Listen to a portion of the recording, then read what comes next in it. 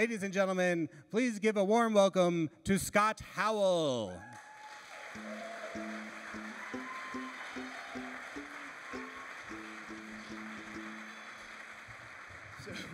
I'd always been told that I could be whatever I want. I could do whatever I want. I could go wherever I want to go. I could be whatever I want to be. I think we all grow up hearing that from our loved ones.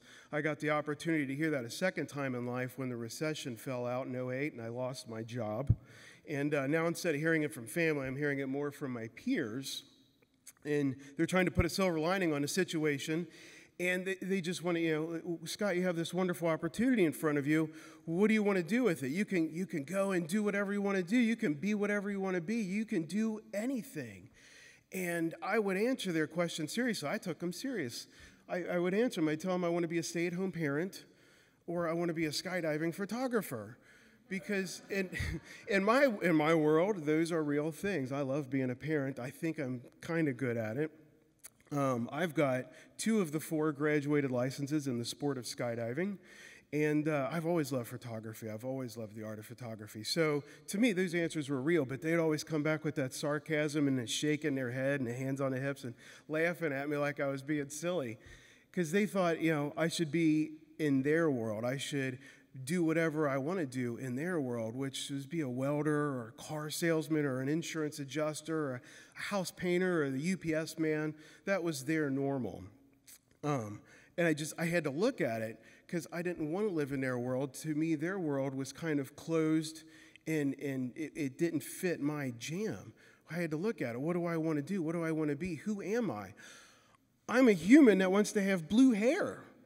I don't know, from where you're sitting tonight, if you can really see, my hairstylist Madeline's in the audience tonight, and she just did this wonderful job a few days ago.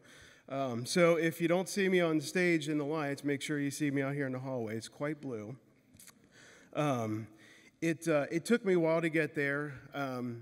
I finally developed a strong relationship with my friend Tasha, built some trust with her. It took numerous consultations. We had to talk this out, a couple visits to her salon, until I just walked out and back to my truck with just the badassest blue duo you'd ever seen. It was wonderful. I was so happy. I was so excited.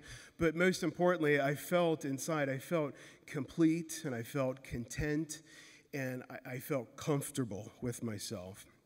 And I have to laugh because her shop was in Northside, and it's so easy to feel normal in Northside where everyone's got a freak flag to fly.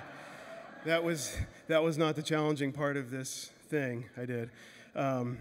So, time has gone on, and I'm back in the workforce, and I've got this job with this creative agency, this little tiny event production company, and how we operate, we rent these big giant trucks and that you get from like Penske, and we put all our gear and equipment in it, and we drive it across the country or across the city or wherever we're producing events. And it's only been a couple weeks, but I find myself driving this big truck down to Dallas, Texas. And I make it through Memphis. I'm on, I think that's I-40 right there. And you go through Memphis over the river, and you get into Arkansas, and it gets rural really quickly. And that's fine. Now, I don't know, you can't believe everything you see on TV, but I'm at this rest area, and, I'm in my own little world doing my thing. It had just recently rained, so I'm popping some pictures with my camera phone and taking some pictures of the raindrops on the flowers and the petals and the shrubbery, and I just kind of become cognizant, just in the periphery on either side. I notice it's more than just people kind of milling back and forth to their cars, into the vending machines with their Fritos and going to the bathroom and whatnot. It seems more like they're coming towards me and they're around me. They're coming from their cars to come see me and kind of check in and whatnot. And I start to feel self-conscious. I become very aware of myself, and I'm not sure of my surroundings anymore. It's I think, my first time out of my comfort zone. It's only been a week or two.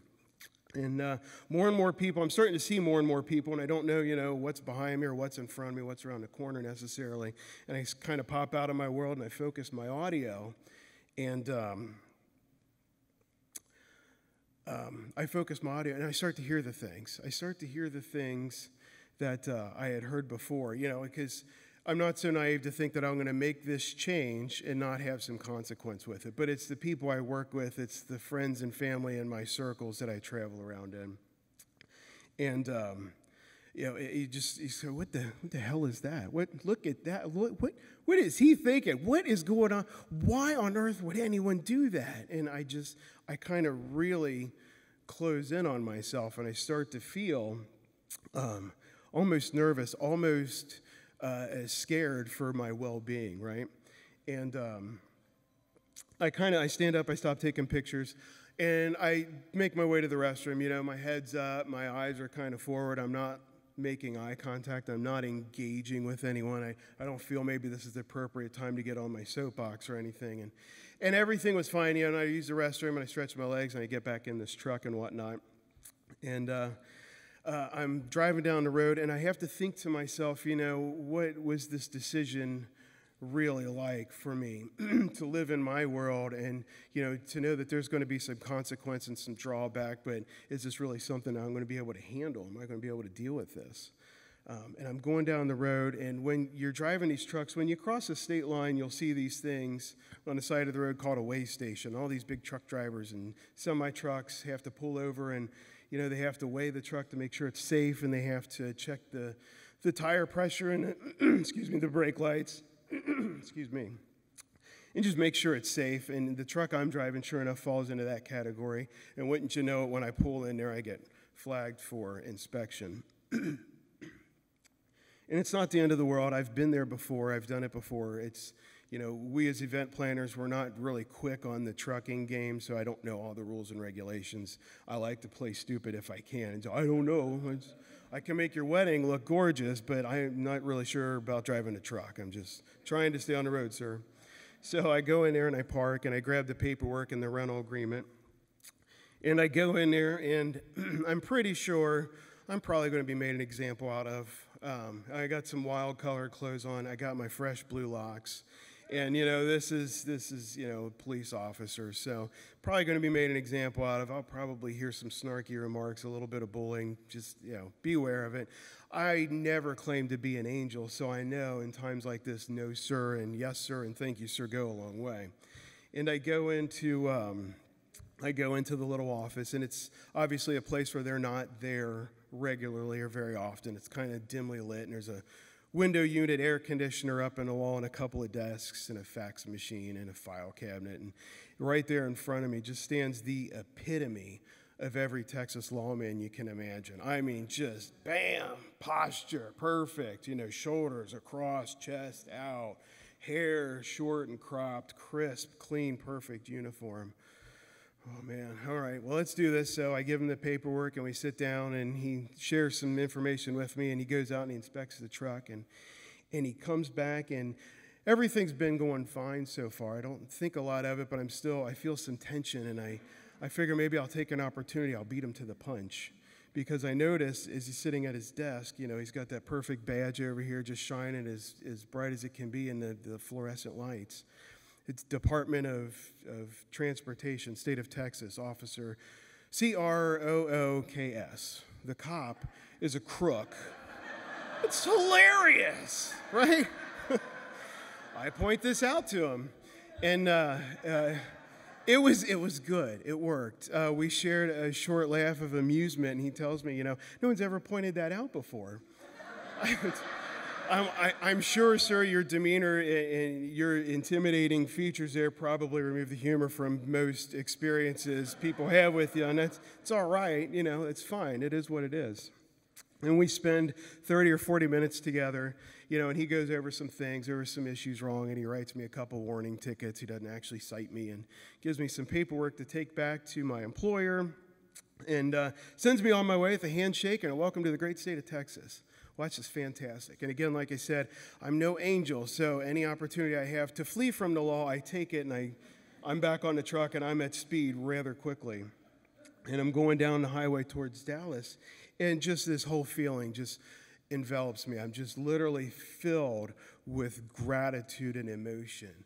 It was like the universe kind of sensed where I was and where I should and should not be.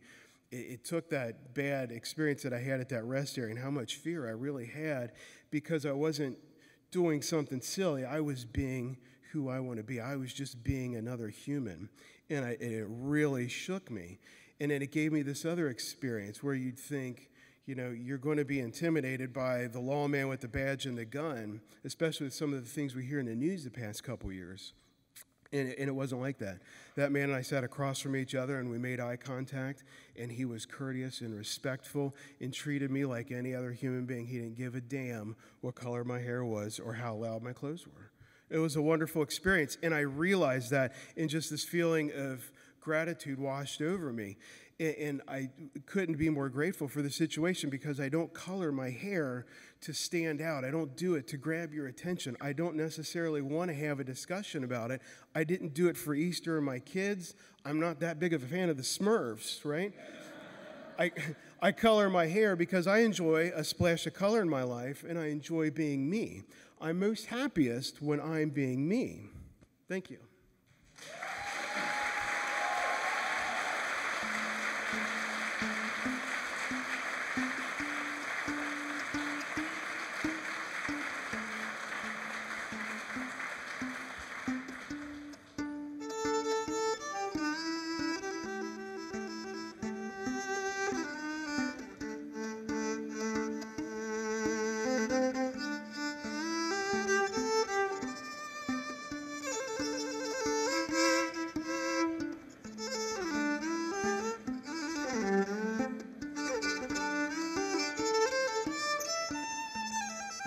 Scot Howell, ladies and gentlemen.